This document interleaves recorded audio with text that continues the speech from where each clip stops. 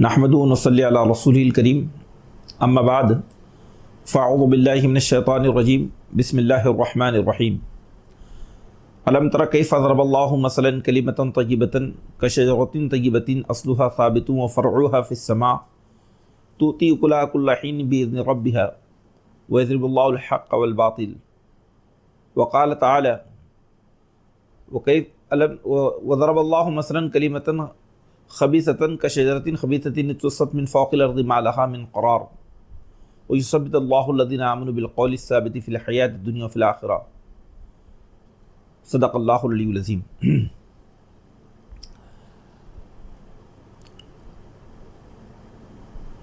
नहायती क़ाबिल एहतराम SIO के शाहीन सिफ़त तलबा और नौजवानों, अस्सलामु अलैकुम रहमतुल्लाहि व बरकातुहू। आज आपके सामने इस अहम इजलास में शायर मशरिक़ अल्लामा इक़बाल रहमतुल्लाह अलैह की बहुत ही मारिकतुल आरा नज़्म, जो अल्लामा ने तौहीद की अज़मत और उसकी मारिफत पर लिखी है, जिसको हम ला इलाहा इल्लल्लाह तराना ला इलाहा इल्लल्लाह कहते हैं, उसी से एक मिसरा माखूज़ है जो आज की हमारी इस गुफ्तगू और मजलिस का मौज़ू सुख़न है। अल्लामा इक़बाल रहमतुल्लाह अलैह का ये शेर कि ये नग़मा फ़स्ल गुलो लाला का नहीं पाबंद, ये नग़मा फ़स्ल गुलो लाला का नहीं पाबंद, बहार हूँ कि ख़िज़ा ला इलाहा इल्लल्लाह। तो आज अल्लामा इक़बाल रहमतुल्लाह अलैह के इस शेर के पस मंज़र में कलमे तौहीद की दावत और उसके जो तकाज़े हैं इंशाअल्लाह आपके सामने बहुत इख्तिसार के साथ पेश किए जाएंगे। अल्लाह ताला ने इंसान को तौहीद की मारिफत के ज़रिए शर्फ़ इंसानियत से नवाजा है। इंसान की डिग्निटी और उसकी शर्फियत इस बात में मुज़मर है कि उसने अपने रब को कहाँ तक पहचाना है। अगर उसने तौहीद की मारिफत हासिल की है तो गोया उसने अपने आप की मारिफत हासिल की है, क्योंकि तौहीद शनासी, तौहीद की मारिफत और उसका इल्म और उस पर ईमान ही दरअसल एक इंसान की ज़िंदगी में इनकलाबी तब्दीली और साले रवैयों की ज़ामिन होती है। हम देखते हैं कुरान मजीद ने फ़र्द और समाज के इर्तिक़ा में, उसके साले इनकलाब में, उसमें साले तब्दीली बहुत ही, जिसको हम कह सकते हैं कि उसके अंदरून से बैरून तक एक साले इनकलाब के लिए अक़ीदे तौहीद को बुनियाद करार दिया है। कुरान मजीद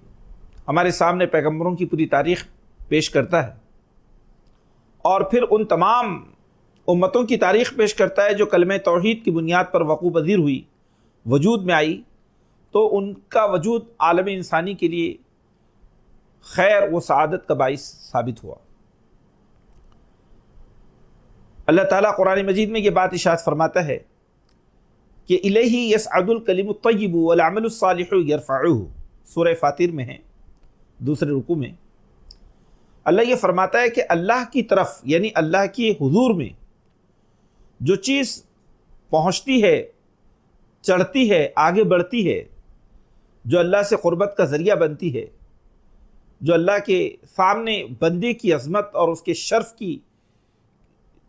के एतबार से उसके दर्जात को बुलंद करती है, वो चीज़ कलमे तय्यिब है,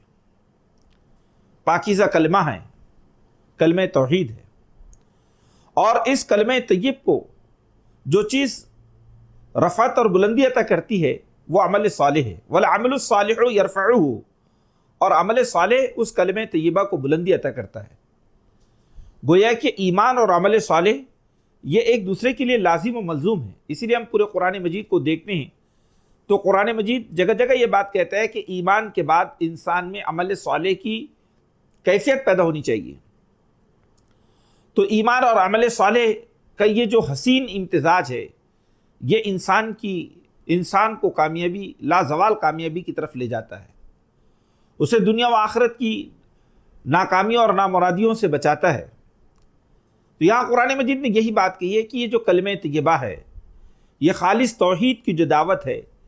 یہ کلمہ طیبہ دراصل ایک ایسا مضبوط اعتقاد، ایک ایسا مضبوط اور اعلیٰ درجے کا عقیدہ ہے کہ جب یہ کسی انسان کے دل میں، اس کے دماغ میں، اس کے شعور میں پیوست ہوتا ہے تو وہ اس کی شخصیت کو ہر اعتبار سے، داخلی اعتبار سے، خارجی اعتبار سے، عملی اعتبار سے، علمی اعتبار سے، اس کی شخصیت کو لافانی بنا دیتا ہے، حسن و جمال کا پیکر بنا دیتا ہے، اور اس پوری کائنات میں اس کے وجود کو معنی خیز اور اس کے وجود کو جو ہے ایک نمونہ بنا دیتا ہے۔ قرآن مجید جو بات کہتا ہے سورہ 3 میں کہ لَقَدْ خَلَقْنَا الْإِنسَانَ فِي أَحْسَنِ تَقْوِيمٍ ثُمَّ رَدَدْنَاهُ أَسْفَلَ سَافِلِينَ إِلَّا الَّذِينَ آمَنُوا وَعَمِلُوا الصَّالِحَاتِ، کہ بے شک ہم نے انسان کو احسن تقویم پر، ایک بہترین ساخت پر انسان کی تخلیق کی ہے۔ اللہ نے انسان کو جو ذاتی اعتبار سے جو اس کے اندر تخلیق کا جوہر رکھا ہے، اللہ تعالیٰ نے اس کو ایسی نمایاں، ایسی خوبیاں، ایسی اس کے اندر کوالٹیز رکھی ہیں، فزیکلی بھی اور انٹلیکچولی بھی، کہ انسان اس کائنات کی حسین ترین مخلوق بن گیا ہے۔ لیکن اللہ فرماتا ہے کہ انسان کا یہ جو شرف ہے اور اس کا جو حسن ہے، اس کی زندگی ایمان ہے۔ اگر اس کے پاس ایمان نہ ہو تو یہی کائنات کی حسین ترین مخلوق، کائنات کی خبیث ترین اور ذلیل ترین مخلوق بن جاتا ہے۔ ثم رددناہ اسفل سافلین، پھر ہم نے اسے الٹا پھیر کر سب نیچوں سے نیچ کر دیا۔ یعنی یہاں قرآن مجید یہ کہتا ہے کہ ایمان اور کلمہ طیبہ اگر انسان کی شخصیت کی بنیاد نہ ہو تو پھر اس کی پوری شخصیت وہ دراصل اس کی ذلت اور اس کی جو ہے پستی کا سبب بن جاتی ہے۔ اب ہم یہاں جو شاعر مشرق کی جو بات ہے، جو انہوں نے بات کہی ہے کہ یہ نغمہ فصل گل و لالہ کا نہیں پابند، بہاروں کے خزاں لا الہ الا اللہ۔ اگر ہم اس بات کو دیکھیں تو توحید کا جو نغمہ ہے، توحید کی جو دعوت ہے، یہ دراصل زمان و مکان کے حدود اور زمان و مکان کے جو ہے اس سے بہت آگے کی چیز ہے۔ کبھی ایسا نہیں ہو سکتا ہے کہ بھئی اب موسم خزاں ہیں، یہاں پر یہ نغمہ نہیں گایا جا سکتا، یہ موسم بہار ہے، یہاں پر اس نغمے کی گنجائش نہیں ہے۔ بلکہ بات یہ ہے کہ کلمہ توحید ہر دور میں، ہر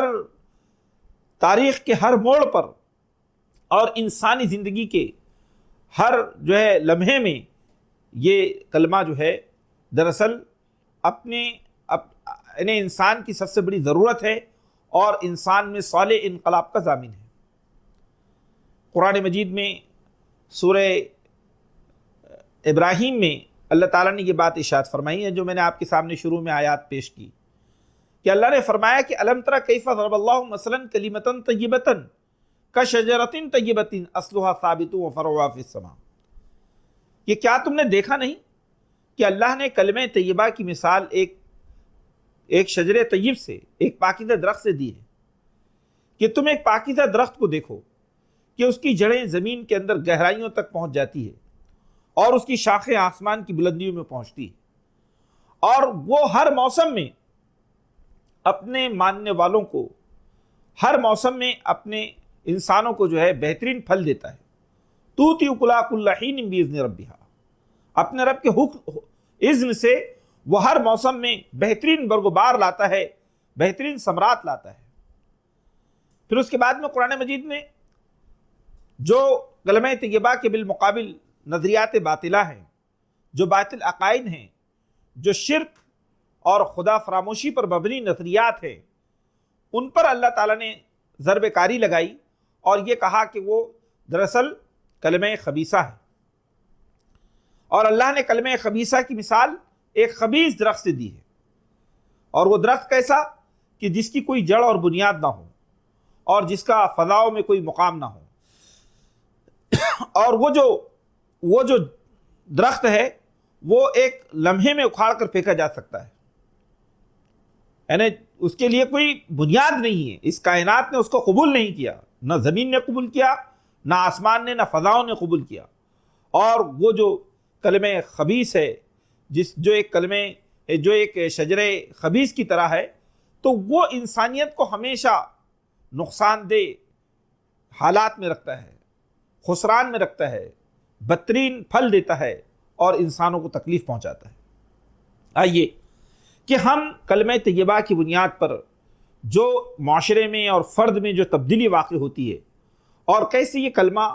ایک امت کو زمین پر خدا کی رحمت بنا دیتا ہے، کیسے ایک انسان کے وجود کو وہ زمین پر ایسی قدروں سے آراستہ کرتا ہے کہ وہ انسان سماج کی سب سے بڑی ضرورت بن کر سامنے آتا ہے، وہ انسان کے اندر اخلاص اور انسان کے اندر جو ہے حقیقی محبت کے جوہر ڈال دیتا ہے اور اس کی شخصیت کو اعلیٰ بنیادوں پر جو ہے تعمیر کرتا ہے۔ تو ہم دیکھتے ہیں کہ ہمارے سامنے تاریخ انسانی کے پورے اسباق اس کو لے کر موجود ہیں۔ ہم دیکھتے ہیں کہ اس کلمہ طیبہ کا شعور جب افراد میں داخل ہوا تو وہ افراد کائنات کے سب سے قیمتی مخلوق بن گئے۔ پیغمبروں کی زندگیاں ہم کو بتاتی ہیں کہ جب وہ اس کلمے کی دعوت کو لے کر اٹھے تو وہ انہوں نے جو ہے انسانیت کی بڑی خدمت انجام دی۔ انسانوں کو نہ صرف یہ کہ کفر و ضلالت سے بچایا، بلکہ انسانوں کو اپنے سماج کا امین اور خیرخواہ بنا دیا۔ ہمارے سامنے سیدنا ابراہیم، سیدنا اسماعیل، سیدنا جو ہے موسیٰ علیہ السلام اور تمام پیغمبروں کی پوری تاریخ موجود ہے کہ کلمہ طیبہ نے کیسے ان کے ذریعے انسانیت کو اعلیٰ ترین مقام پر پہنچایا۔ ہمارے سامنے محمد مصطفیٰ صلی اللہ علیہ وسلم کی ذات گرامی اور آپ کے کارنامے موجود ہیں کہ اللہ کے رسول صلی اللہ علیہ وسلم نے اس کلمے کی بنیاد پر کس طرح سے عرب کے ایک ایسے معاشرے کو جو اجڑ، جاہل اور اخلاقی اعتبار سے اپنی پستی کی انتہا کو پہنچ چکا تھا، اس کلمے کے نتیجے میں اللہ کے رسول نے اس معاشرے کو دنیا و آخرت کی عظیم ترین کامیابی سے ہمکنار کیا، اور کیسے اسے نہ صرف یہ کہ اپنی ذات کے لیے بلکہ پورے عالم انسانی کے لیے انتہائی مفید بنا دیا۔ ہمارے سامنے وہ اللہ کے رسول صلی اللہ علیہ وسلم کی دعوت کی وہ اسلوب معلوم ہے کہ جب آپ نے لوگوں سے کہا قولوا لا الہ الا اللہ تفلحوا، لوگوں تم لا الہ الا اللہ کہو کامیاب ہو جاؤ گے، فلاح پالو گے۔ صحابہ اکرام کی زندگیاں جو نور، جن کی زندگیوں میں ہم کو روشنی دکھائی دیتی ہے، نور دکھائی دیتی ہے، اندھیروں سے نکل کر جو نور کی طرف آئے، اجالوں کی طرف آئے، جو اجالوں کے نقیب اور اس کے ترجمان بن گئے، تو یہ دراصل کلمہ طیبہ ہے جس کا نور ان کی شخصیت میں داخل ہوا اور پھر ان کے زندگیوں کے اندر عظیم انقلاب برپا ہوا۔ تحریک اسلامی کی پوری تاریخ ہمارے سامنے ہے،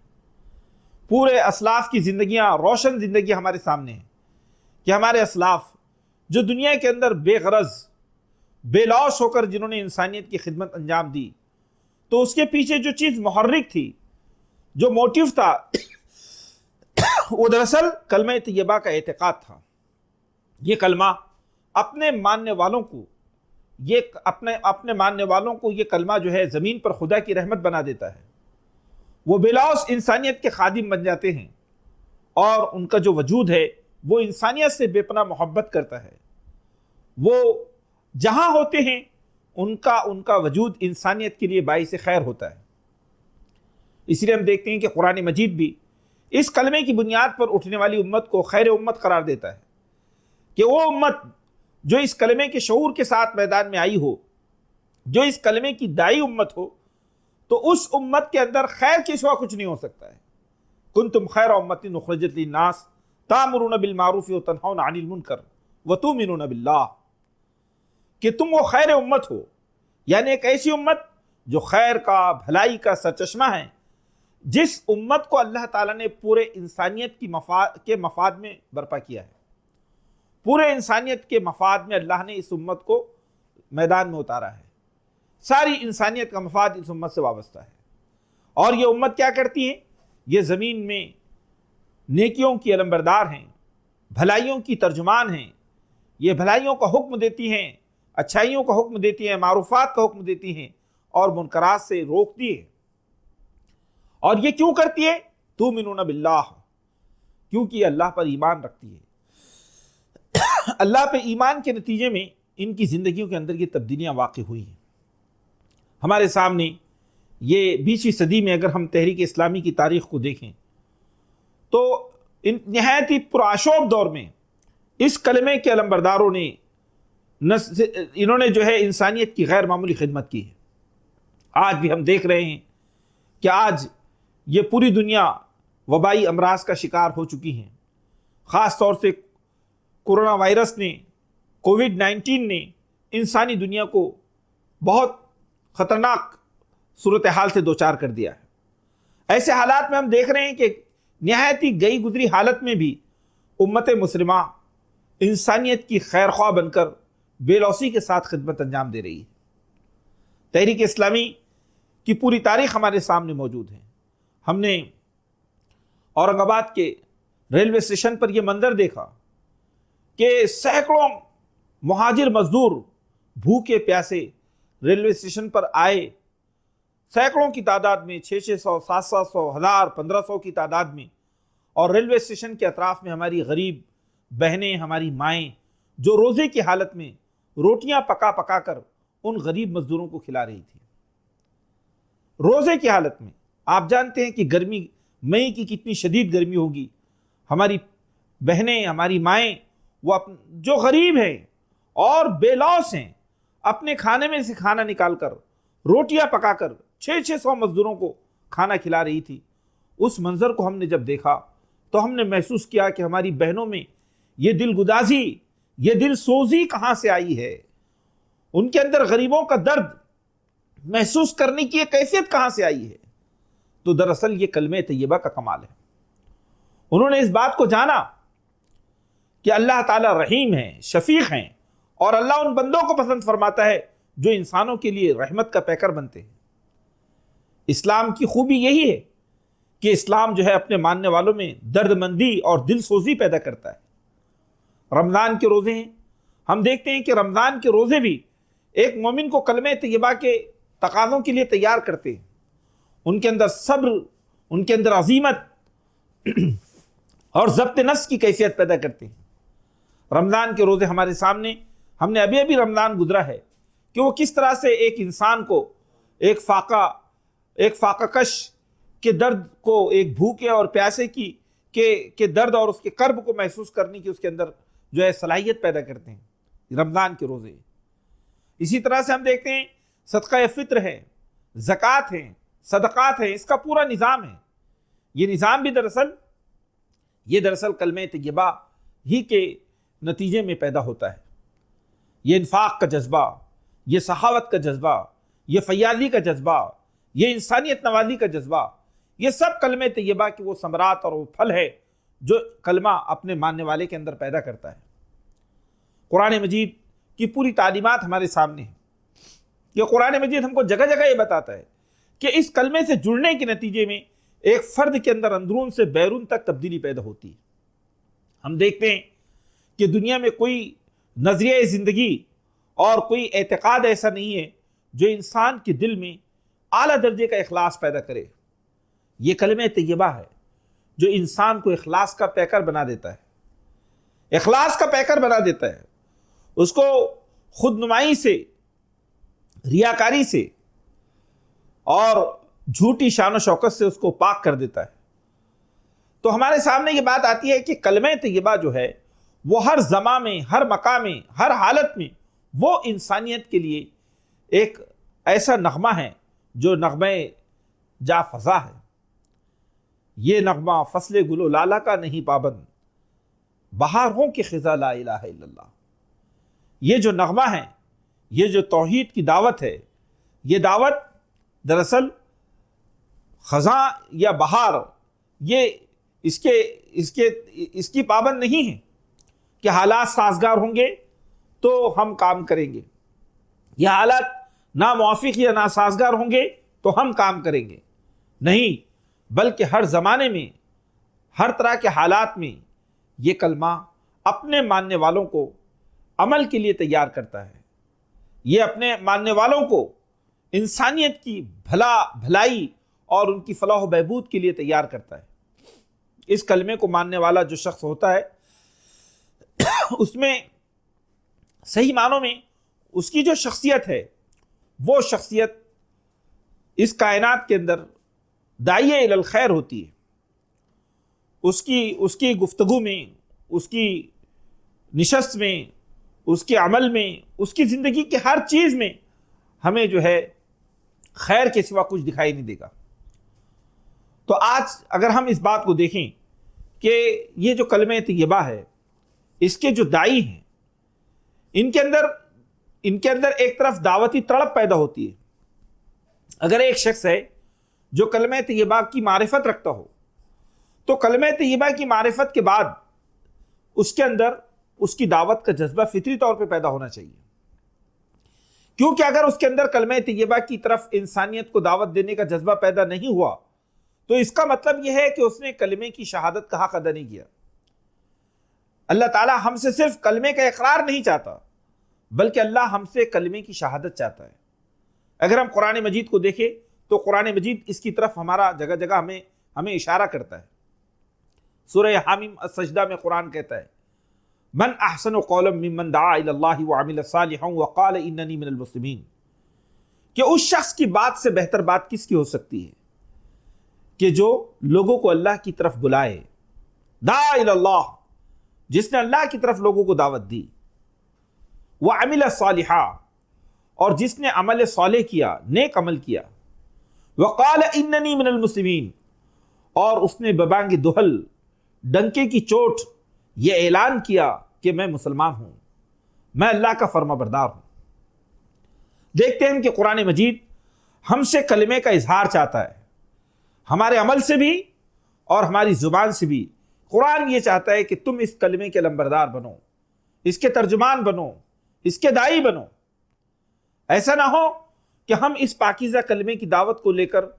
اپنے سینے میں اس کو مدفون کر دے، اس کو دفن کر دے. علامہ اقبال رحمۃ اللہ علیہ نے اسی شعر سے پہلے یہ بات کہی ہے. انہوں نے کہا کہ یہ دور اپنے براہیم کی تلاش میں ہے، یہ دور اپنے براہیم کی تلاش میں ہے، صنم کدا ہے جہاں لا الہ الا اللہ. کہ آج کا یہ جو دور ہے یہ سیدنا ابراہیم جیسے دائی کی تلاش کر رہا ہے. سیدنا ابراہیم جو کلمہ توحید کے عظیم دائی تھے، آج یہ دور جو صنم کدہ بن چکا ہے، بت کدہ بن چکا ہے، یہ پوری دنیا اس بت کدے میں ابراہیم کی تلاش انسانی دنیا کو ہے. یہ دور متلاشی ہے ابراہیم خلیل اللہ کا، جو پوری ایمانی جرات کے ساتھ صنم کدے کو جو ہے بھونچال سے اور اس کو جو ہے اس کو اپنی دعوت کی ضرب سے اس کو پاش کر دے. تو ہمارے سامنے کی بات آتی ہے کہ کلمہ طیبہ کا اقرار نہیں، اس کی شہادت مطلوب ہے. اسی لیے اللہ تعالیٰ نے امت مسلمہ کی جو صفات بیان کی ہے ان صفات میں سے ایک صفت یہ ہے کہ یہ امت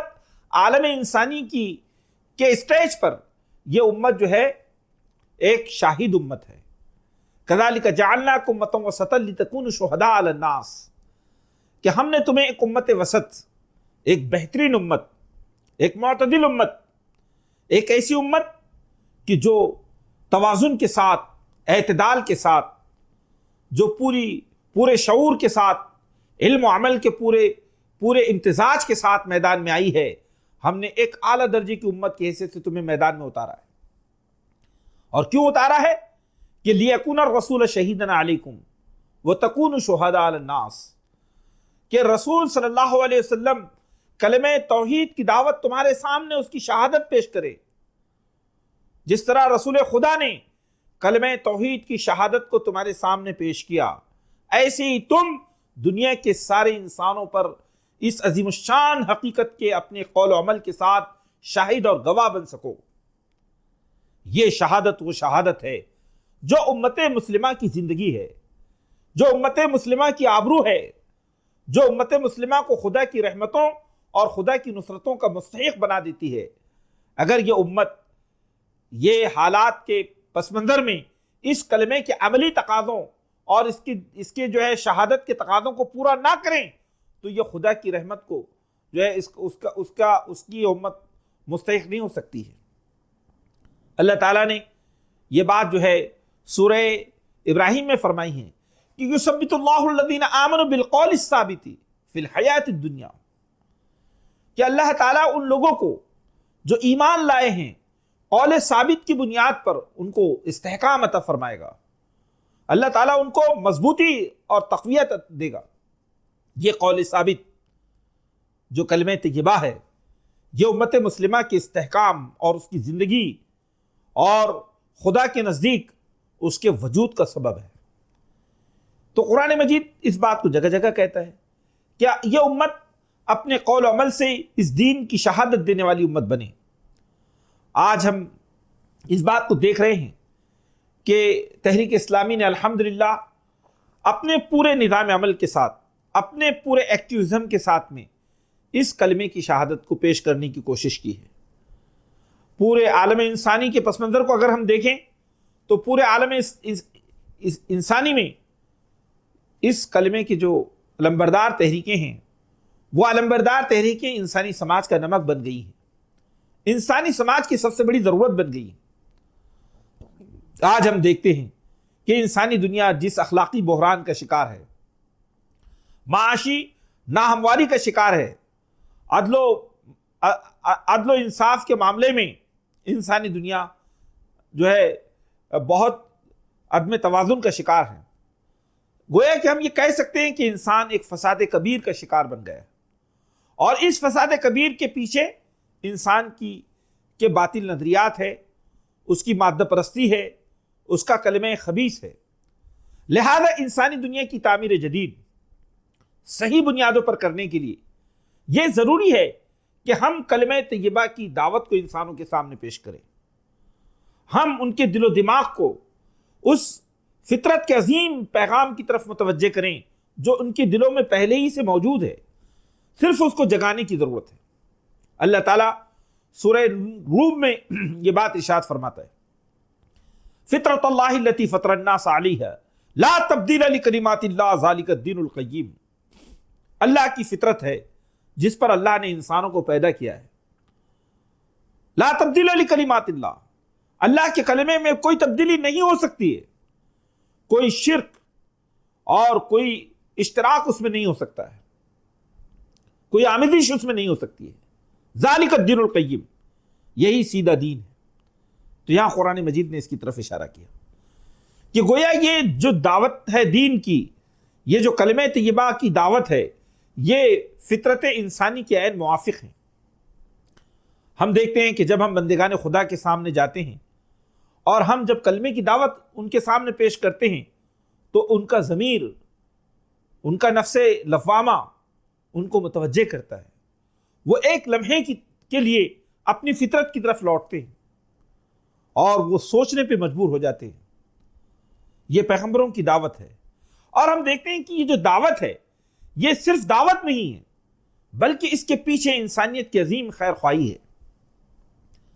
انبیاء علیہ الصلوۃ والسلام کے تعلق سے قرآن مجید نے سورہ شعراء میں بہت تفصیل کے ساتھ بیان کیا کہ ہر نبی کے مشن میں یہ جو ہے ان کے زبان پہ یہ کلمات جاری تھے کہ لا اسألکم علیہ من اجر ان اجری الا علی اللہ انی لکم ناصح امین، کہ میں تم سے کسی اجر کا طالب نہیں ہوں،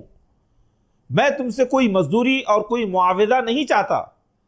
بلکہ میرا اجر اللہ کے پاس محفوظ ہے۔ اللہ ہی ہے جو مجھے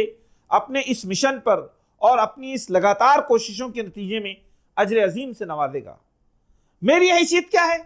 انی لکم ناصح امین، میں تو تمہارا ایک ناصح اور ایک امین ہوں۔ دیکھیے قرآن مجید نے پیغمبروں کی دو نمایاں خصوصیات کو بیان فرمایا۔ ایک تو یہ کہ وہ ناصح ہے، ناصح کے معنی ہوتے ہیں خیر خواہی کرنے والا، ناصح کے معنی ہوتے ہیں انسانیت کا خیر خواہ، کہ وہ ہمیشہ اس بات کی کوشش کرتا ہے کہ انسانیت کسی بڑی مصیبت کا شکار نہ بن جائے، انسانیت فتنوں اور آزمائشوں کا شکار نہ بنے۔ اور امین، امین کس معنی میں ہے؟ کہ یہ کلمہ طیبہ ان کے پاس اللہ کی امانت ہے،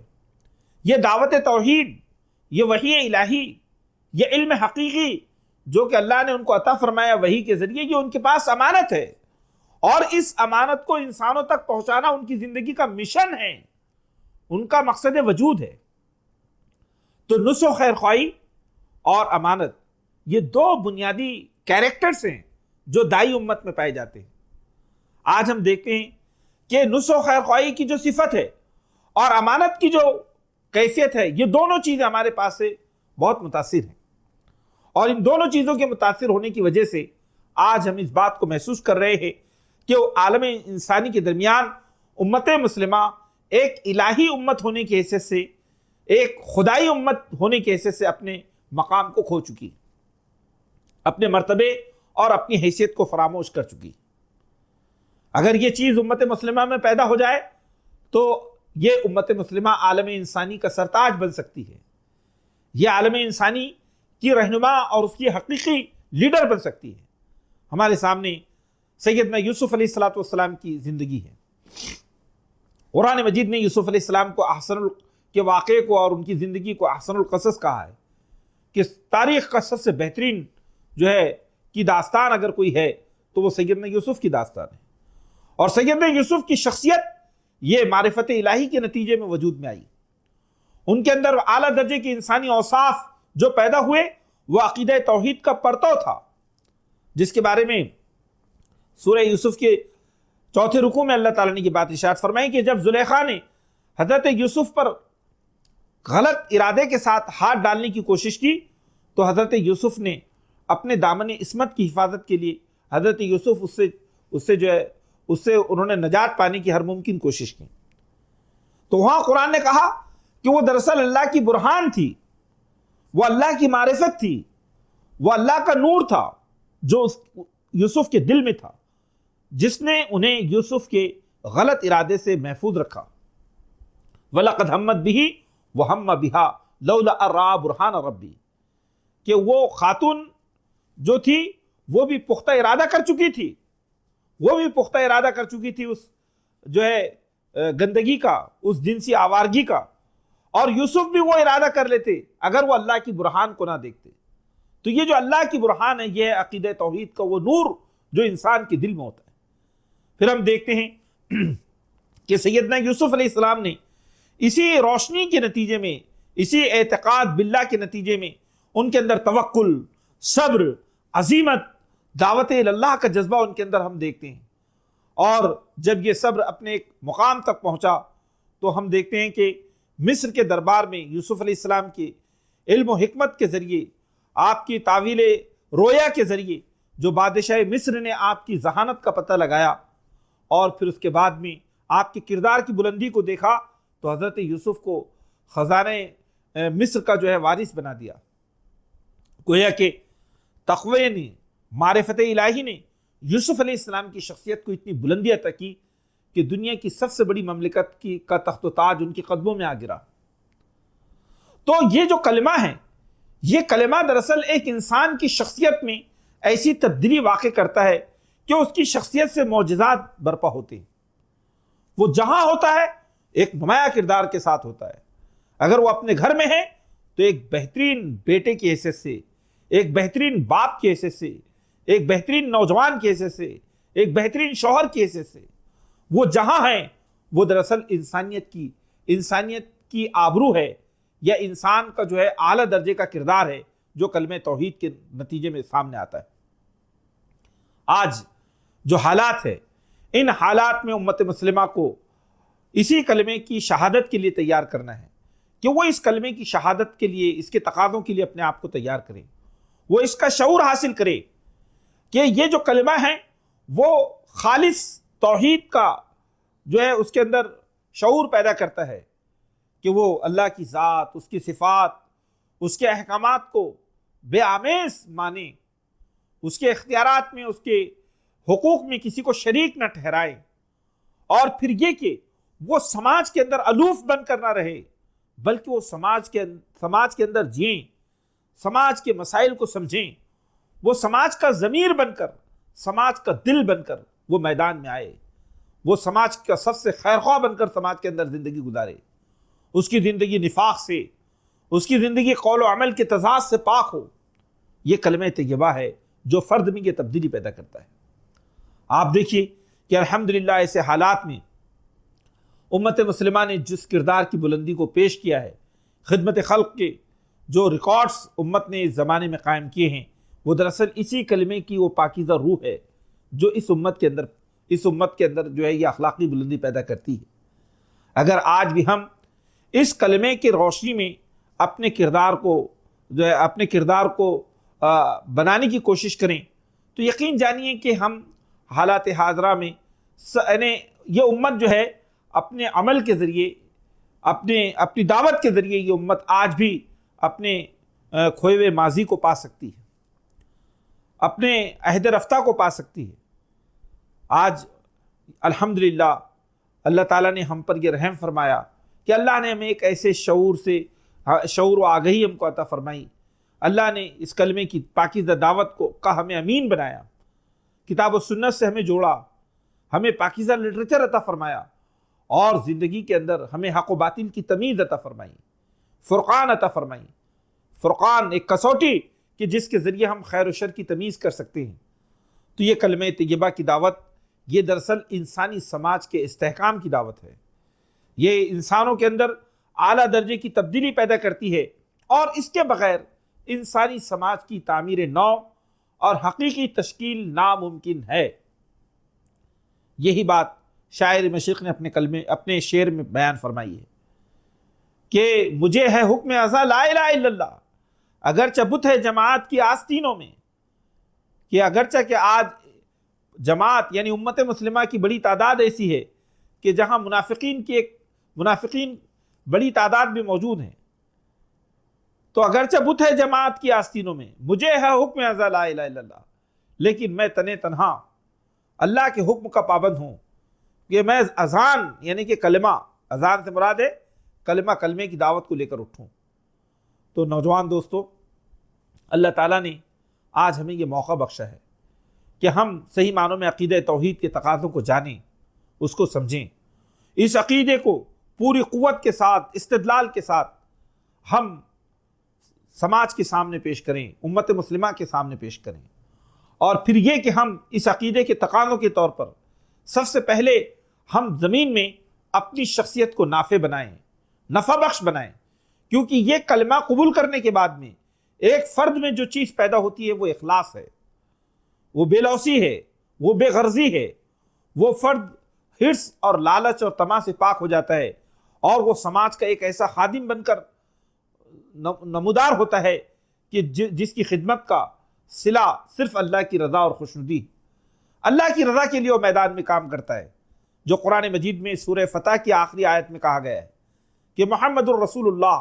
والذین معه اشداء علی الکفار رحماء بینہم تراہم رکعا سجدا یبتغون فضلا من اللہ ورضوانا سیماہم فی وجوہہم من اثر السجود۔ محمد صلی اللہ علیہ وسلم اللہ کے رسول ہیں، اور جو لوگ محمد صلی اللہ علیہ وسلم پر ایمان لائے ہیں وہ کفر کے مقابلے میں شدید ہیں،